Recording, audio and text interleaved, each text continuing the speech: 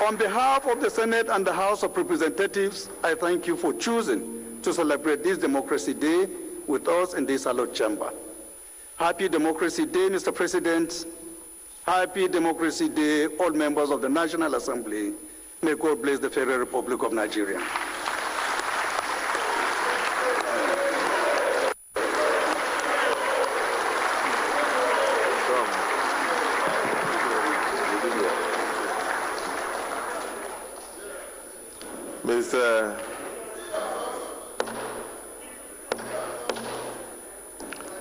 Mr. President, in the midst of that eloquent speech by the Speaker, Tajuddin Abbas, PhD, GCON,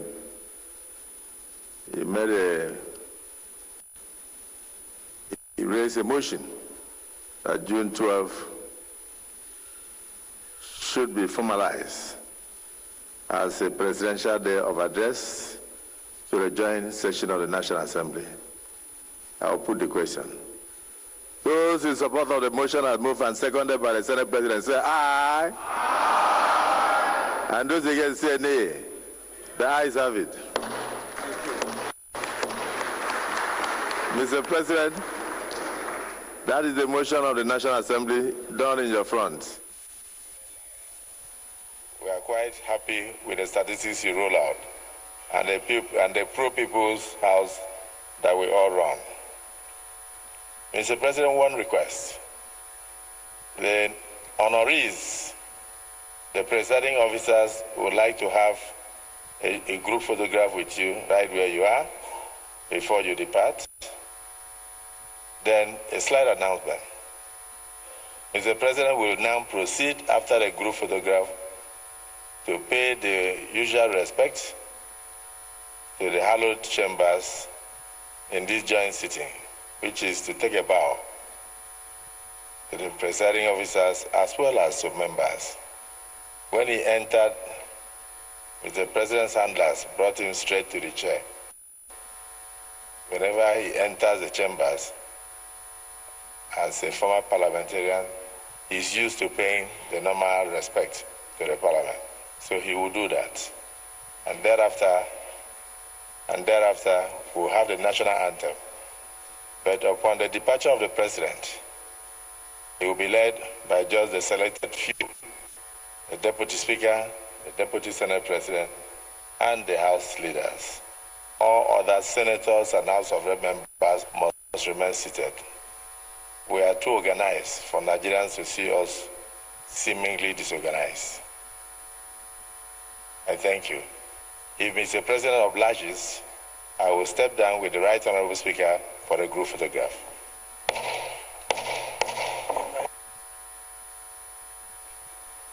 With the permission of the President, the Vice President of Nigeria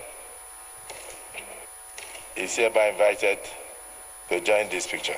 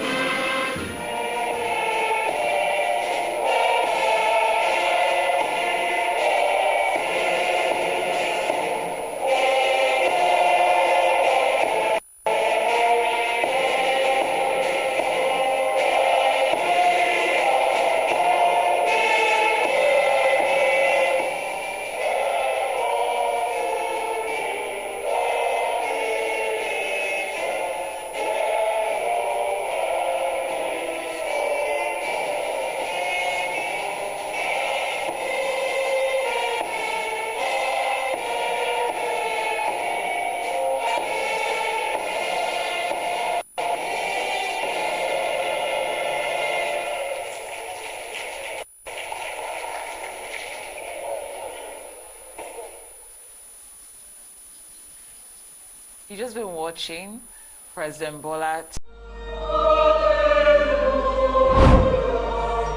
The 4th annual Choir Festival of Asiwaju of Remo Christians is here, and you are cordially invited.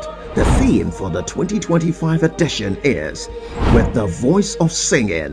The Choir Festival will feature the winner of the 2024 edition, Emerald Choir,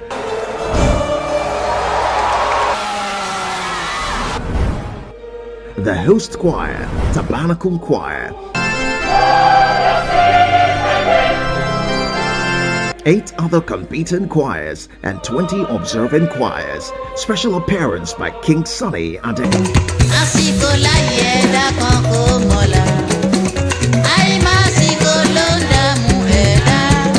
Star Prize 5 million naira. Second prize 3 million naira. Third prize 2 million naira. The total winning prize for this year's edition is 25 million naira and other consolation prizes for winners in other categories. Date Sunday 6th July 2025. Time 11 a.m. prompt. Venue Abraham Tabernacle, Oba Henry Wale Road, GRA, Shagam, Ogun State. Chief host is Excellency the Senator Otumba Gbenga Daniel, CON, the Asiwaju of Remo Christians. The Choir Festival, improving the art of singing in our churches. Media partners TVC News, Channels TV, Arise TV, BOS Communications, and others. What you have to do when you're doing that is to do what you call audience analysis. In other words, before you go to address any group of people, you have to do some background work on who they are. So that when you're speaking, you know you are using the right terms, the right technologies, and you are using the right words that will be understandable to them. If you don't do that, then your presentation falls flat. What does that have to do with this? If those who govern do not do their audience research, they are going to, that is, if they don't know who they are governing and what the aspirations of those people are and what their immediate thoughts and attitudes are, then they are governing above them. They're not governing them. And they're not likely to be effective governors. So leading from the streets is taken up back to that before you can be an effective governor or administrator of any sort, you have to know those you are leading. And that is why we're here today, to hear some of the thoughts Magnus himself has personified in all his writings from 1999 to 2019. 20 years. Let's put our hands together for this young man who never gives up. I'll tell you about Magnus later, because we actually trotted a lot of the terrain of this country together. Sometimes in the midnight, I remember the time we went to Daura to do a story on the Kusugu well while we were doing Newsline, and we could not talk to the emir until 10 o'clock in the night because he was resting. And at 10 o'clock we did the interview, we finished at 12 midnight and started going back to Kaduna. By 4:30 in the morning, the car ran out of petrol. There was petrol shortage. And we're just in the middle of nowhere. And I don't want to tell you how we got out of that situation. We eventually got to Kaduna at 7:30 in the morning. And 2 days ago, I was just wondering, can you still do that today in Nigeria? Can you? Anyway, and Magnus was one of the first people to actually have a helicopter crash. Also during the Newsline, but that's a story for another day. I'm the daughter of the prestigious Mr. Magnus Onyebe. My name is Chimamanda Onyebe, and I'm here to sing the national anthem. So I just want us shortly to give a round of applause for ourselves because this is such a beautiful sight. We're all legends, we're all amazing people, and we've all done great justice to this nation. So now the saxophone can join me. Sure? Okay. Arise, O compatriots, Nigeria's call obey.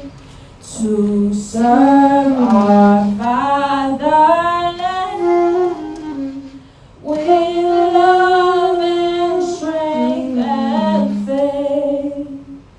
The labor of our heroes past shall never be in vain.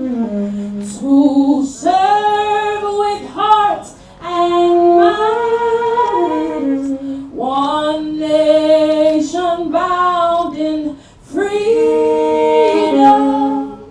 peace and unity. Soon. And of course, the youth that are here, let me recognize you and value you. And a lot of people here remember when they were young, and when we were youth, even now, of course, I think we've all got a bit of age, in age, so we recognize you. Then I also recognize everyone, ladies and gentlemen. So as chairman, I greet and welcome you all to this auspicious occasion. Today we are gathered here to celebrate the launch of a book that I believe holds profound significance for our nation, for our nation's intellectual and political discourse. The book, Leading from the Streets, Media Interventions by a Public Intellectual, 1999 to 2019. And of course, authored by none other than the great Magnus Olivier. He was young then. He was younger than I used to remember young. And when I saw him today, he seemed to have grown a little taller, and sadly not the very vibrant young man that I used to know him. But it is nice really meeting him today.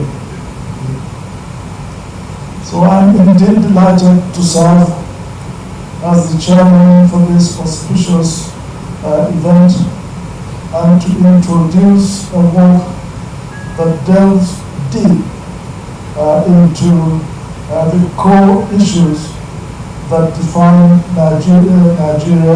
Nigeria's socio-economic and political landscape.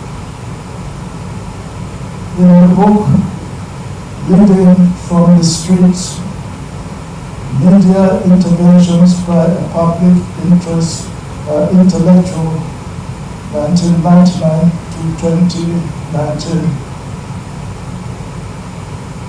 Magnus Olivier brings to the fore critical topics ranging from democracy and governance to business and economy, from corruption and graft to our nation's relations with Africa and the global community. His insightful analysis and proposed solutions offer valuable guidance to policymakers and serve as a catalyst for informed debate and discussions.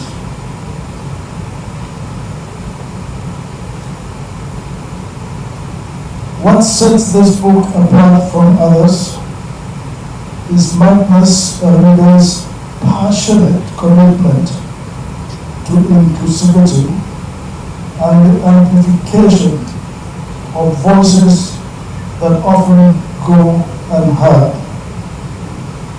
This book encourages every Nigerian to rethink our approach to governance, leadership, followership, and nation building, urging us to embrace a more inclusive and collaborative approach to addressing our nation's challenges, whether we are in or out of government.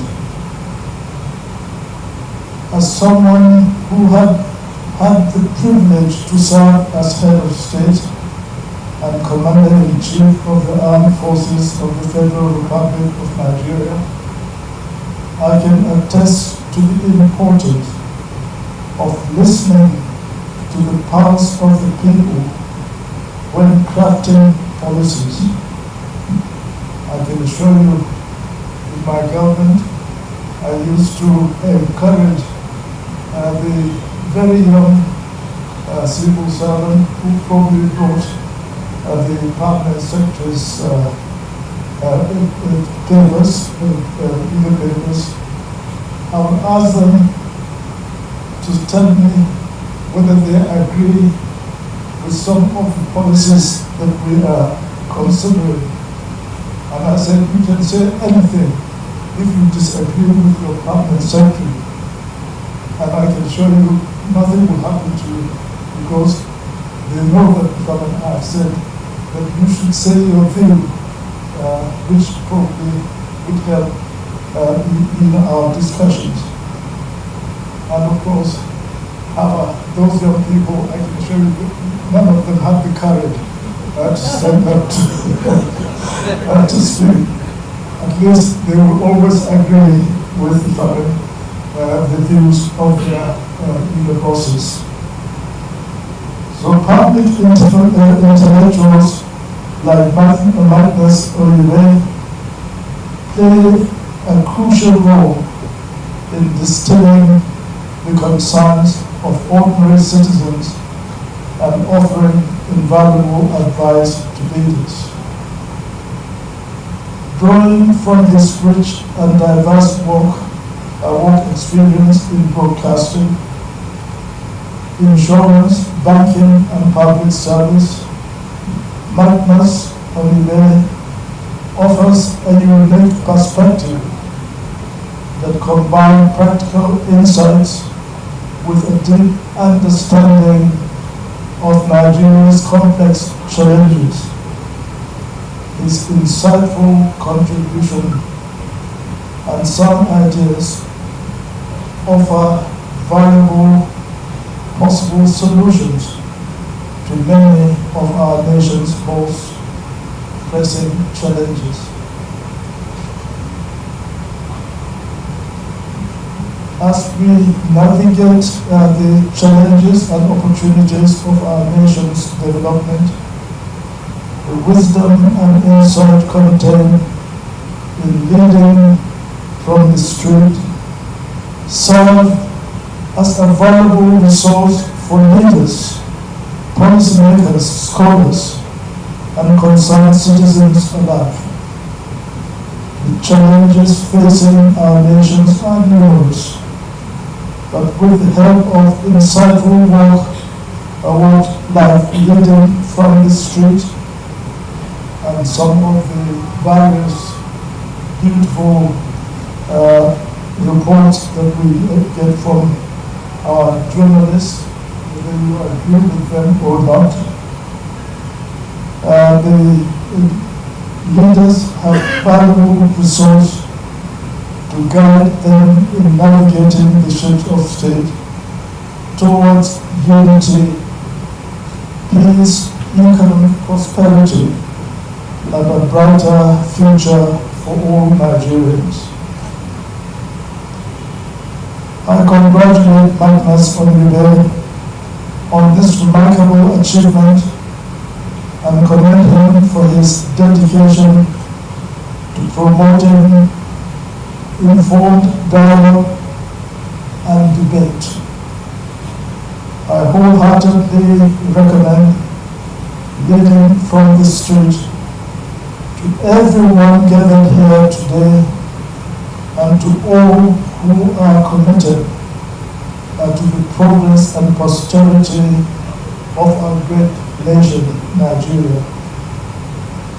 So all of you here, yes, you have the chance to really say your piece. Let us hear it. Let the government, let those in authority take a look at it and really give it due consideration in their deliberations. In closing, I want to thank you all, everyone that is here, for joining us in celebrating the launch of this important resource book. I invite you all to engage with the ideas and insights presented by Magnus Olivier and to join the conversation about how we can work together to build a better Nigeria for all. When you are a public intellectual, you have the whole world ahead of you. You can speak on every subject with authority. You are not an ordinary jack of all trades. You are a master of all. And I think, the very many chapters in this book will reflect that. The second thing is the allegory of the street. Now, many people think of the street in diverse terms. We have street people and so on. But the street has very valuable significances. And I'll just tell you about two of them. One is the street never forgets. Because everyone who walks on the street leaves his memory and his legacy in the sands of time. So the street is a documentalist. So the street, is there forever. So if you want to have one peep into this book of over 540 pages, it is that it documents, all the things that have happened, the way the street has grown. The second is that the street is also a symbolic parliament. Those of us who go to street vendors know that the kinds of animated discussions and debates we have, especially for those of us who are free readers, would make you want to, answer the roll call every day. So there are people who habitually go to the streets to vendors, and they are there. So this is a street parliament, and it's fantastic, to have that. It means that you can have people who may be outside of the mainstream, but have found a resonance for themselves, and the relevance is that they contribute. They have civic engagement. So the street is very important. But think of the street also as a site of protest. So we've had street protests. And many of the things that have changed countries, societies, communities have come from the streets. So what's about leading from the streets is precisely that point. And I think the author himself has done well to set a framework, because he says, even from all that he has written, the point is there has to be a feedback process. And that feedback is what drives policy and drives its implementation. And therefore there's an adjustment, instrument in what he's doing, which will drive governance as a whole. And this governance space is not only domestic, it's also global. So he has if you like, he has the liberty as a public intellectual to, as Chief Biko would have said, I write what I like. And you have written what you like, which is good for you. And that's where we are gathered here. This is a book of 7 chapters, even though it's not so very clear whether they are chapters or parts. Because there's part 1, part 2, part 3, part 4, part 5, part 6, part 7. But it's a compilation of 77 articles out of the over 1,000 articles that Magnus has written in all of those 20 years. And I've asked myself, how did you pick out these 77? They must be very significant for you. And part of what Frame you said at the beginning is to say there is a dissonance between what exists out there in the streets now, so to speak, and what government does. That there is a distance between the street and government. And there has to be a bringing back in through feedback.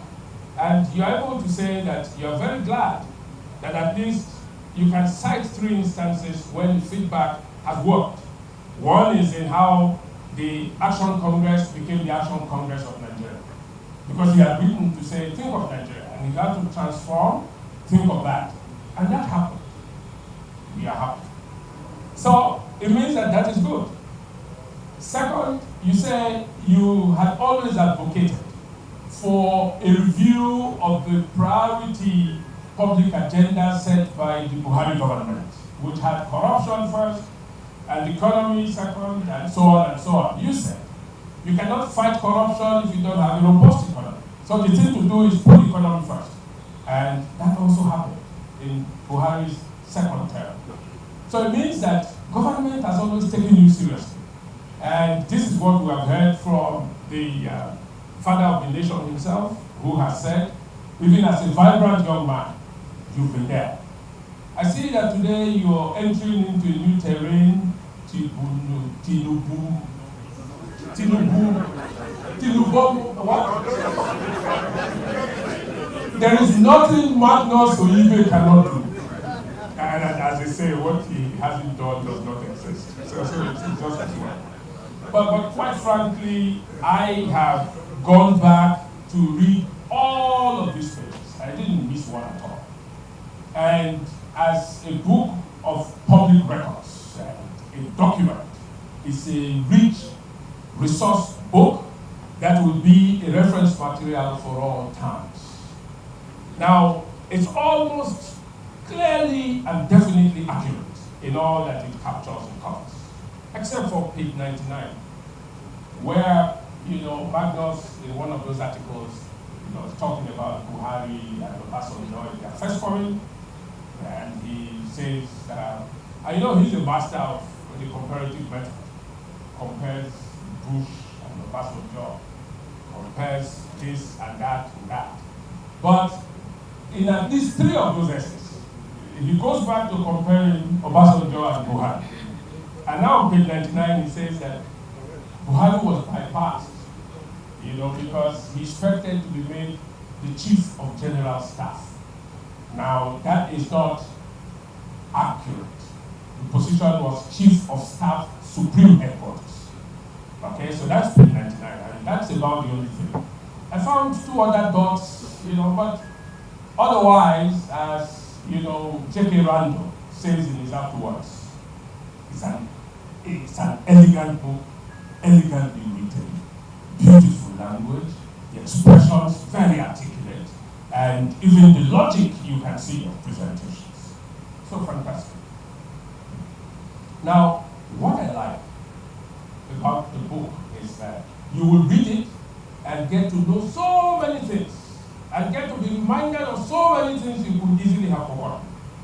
Many of them you will find out. So don't look at the period only for 20 years. It's a book that is timeless. It talks about all of those things. You will find them there. The second thing is that when I finished reading the book, I went through it again and I said, some of those articles in 2002, some of those articles in 2005, some of those articles in 2011, it's as if he was still talking about the same country. Today, I read the chapter on the Mayfield, and all that he did, and all of those reforms. You even say he went into the agri sector, something that CBN hadn't done before. And you were saying we should sing his praises at that time, which was good. And I'm relating that to our present juncture. And I'm saying maybe this Magnus Oyibe is the man who sees tomorrow.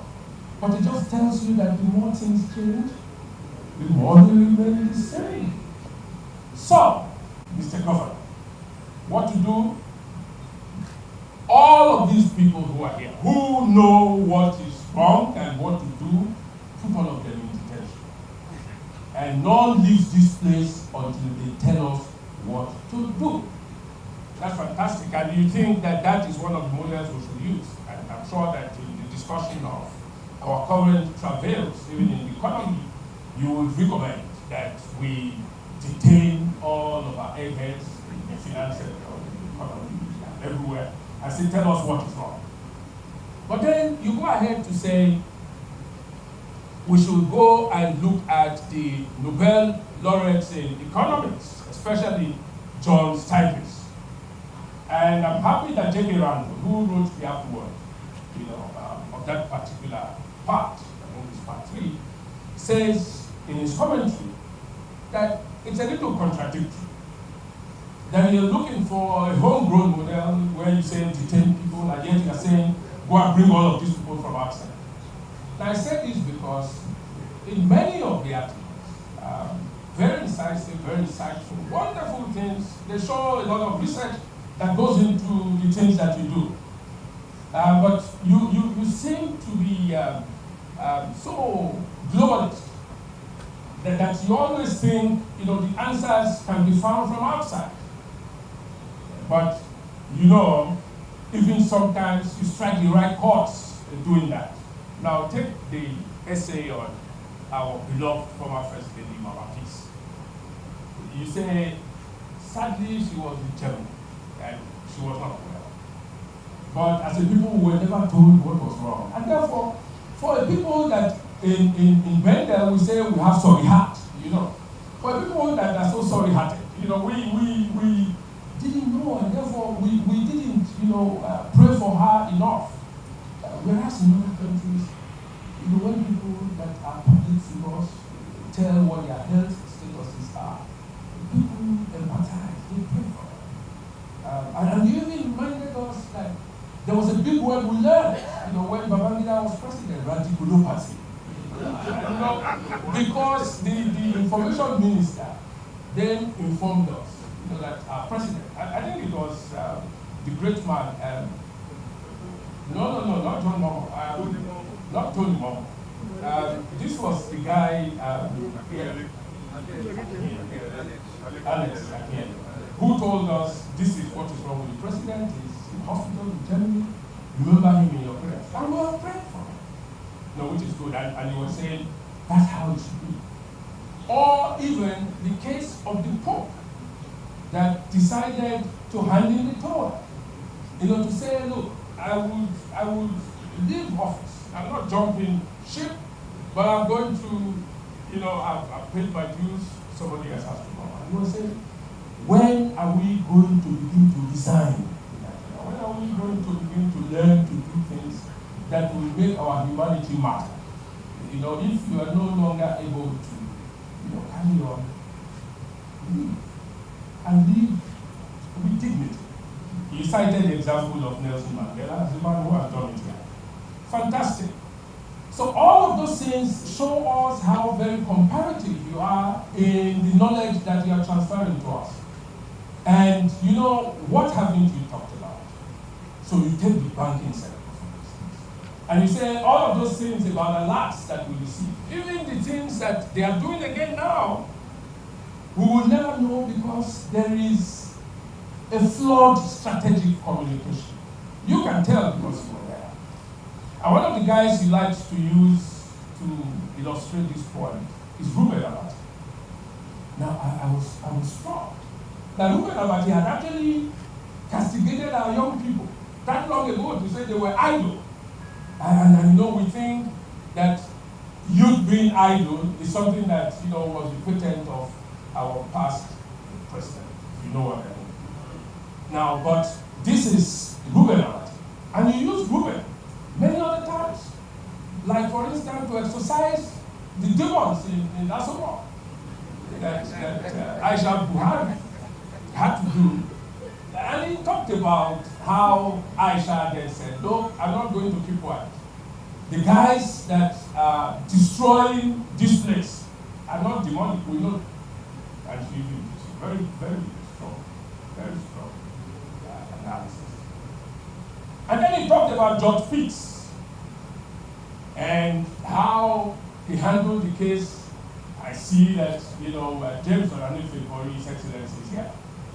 And George Pitts, he was saying, there's a lot that George Pitts has to learn. Okay, and that's good.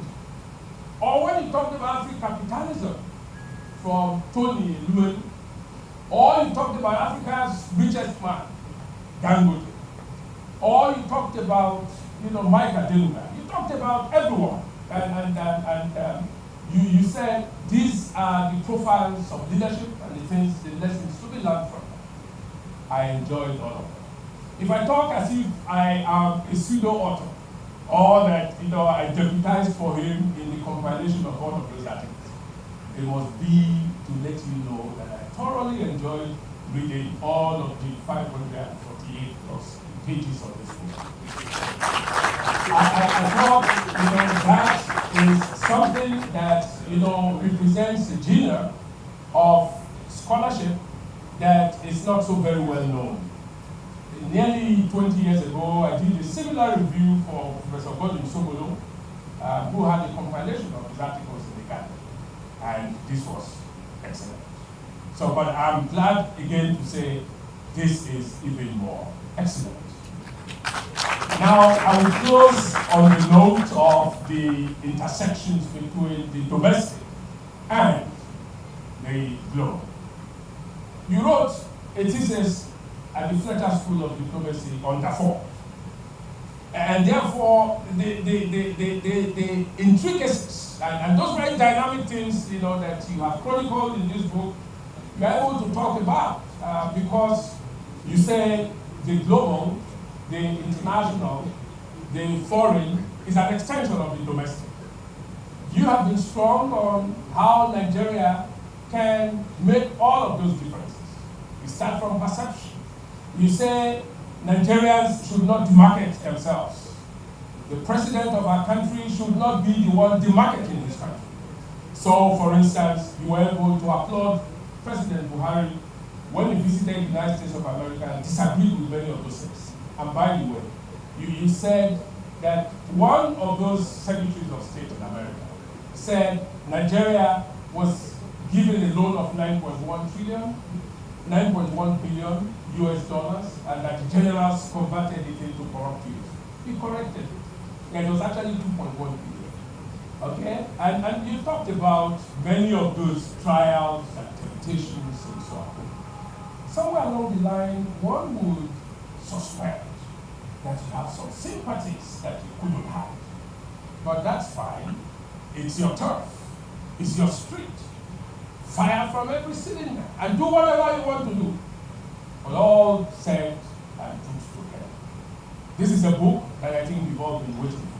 You should read it, become wiser, become more knowledgeable, and now know that read can construct reality, can construct policy implementation. This is feedback time. Fantastic book. Thank you.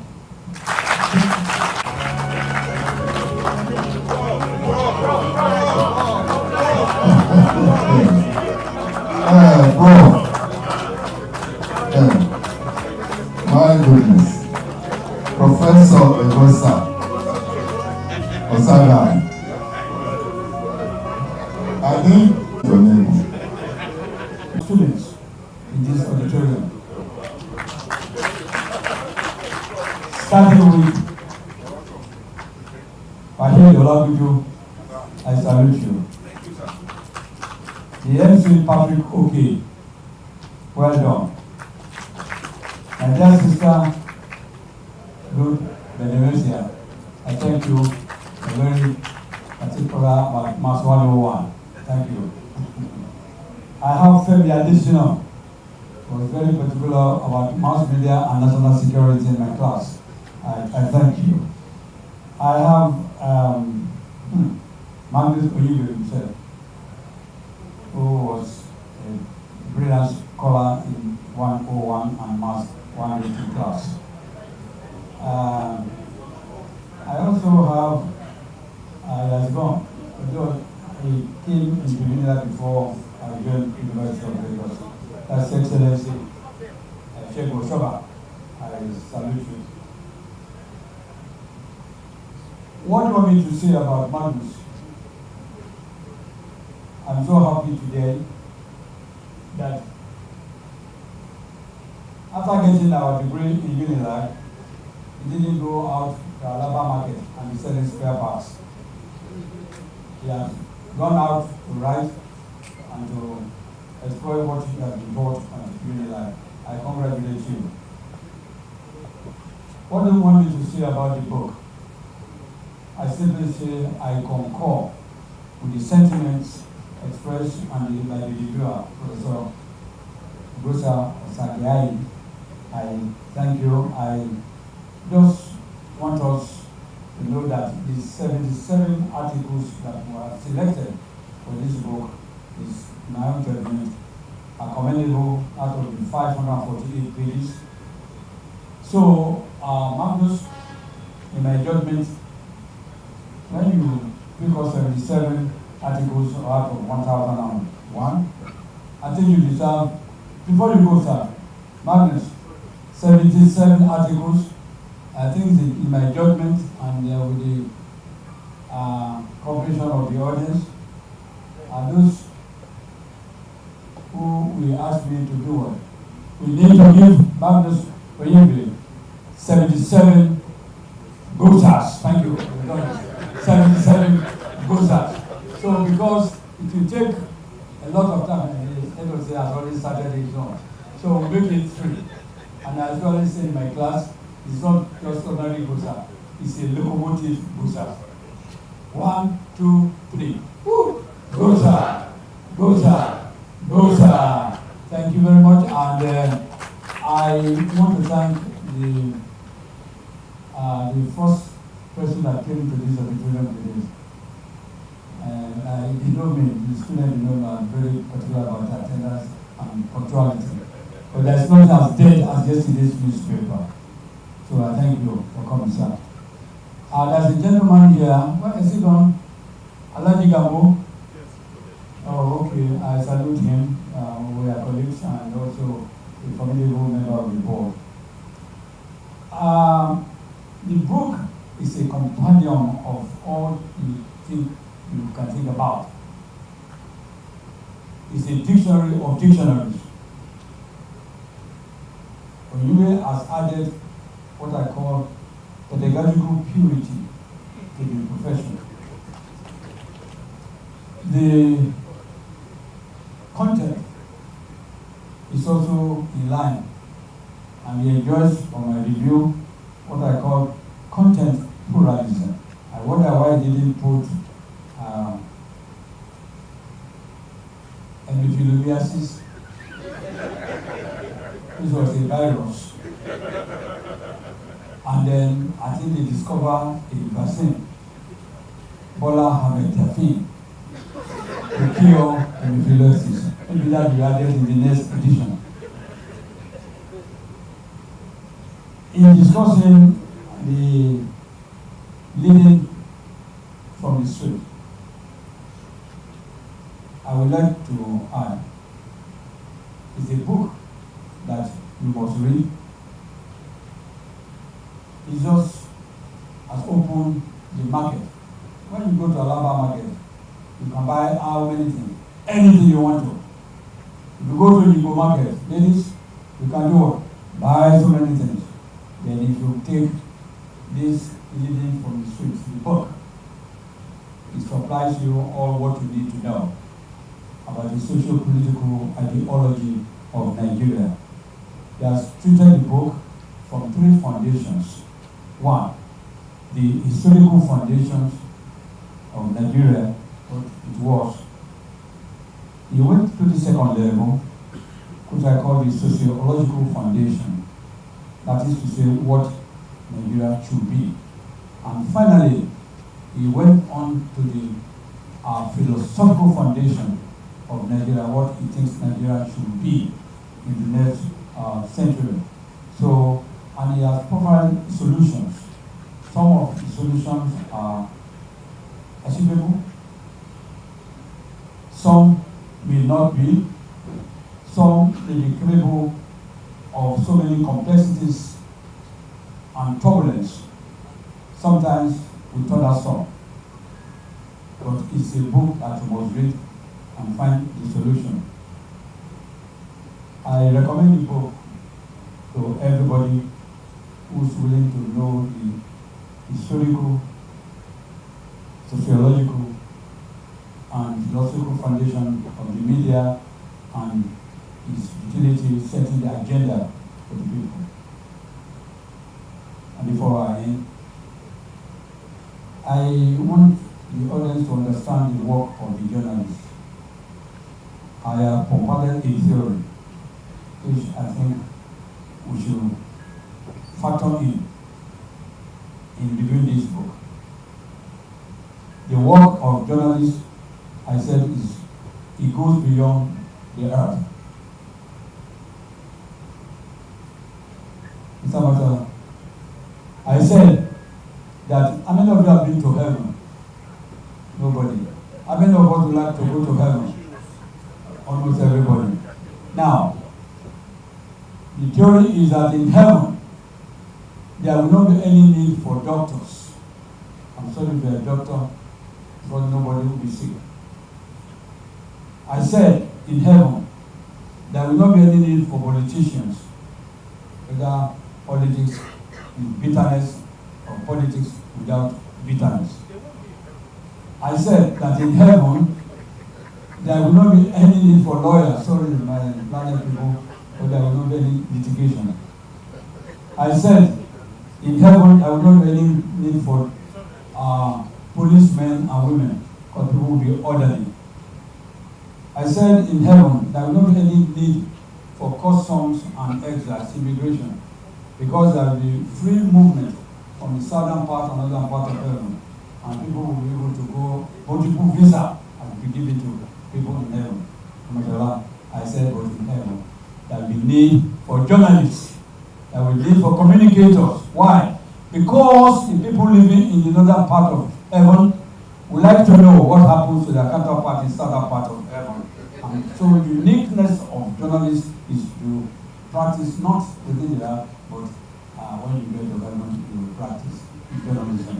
And thank you for listening, and I thank everybody to take that. I was on the morning show, and I rushed from the studio to this place. I'd like to start by thanking all of you for attending this event. It gladdens my heart to see that the hall is almost filled up. Oftentimes, you know, when you have an event that requires intellectual, sometimes people are not interested in showing up. And I hope that this will not be like other book presentations, that people will endeavor to get copies of the book and to read the book. I go on to congratulate Marcus Olubi, who I've known for quite some time. When I was the chairman editorial of the Guardian, I published many of his articles on the pages of the Guardian. I'm sure some of those articles will be in this book.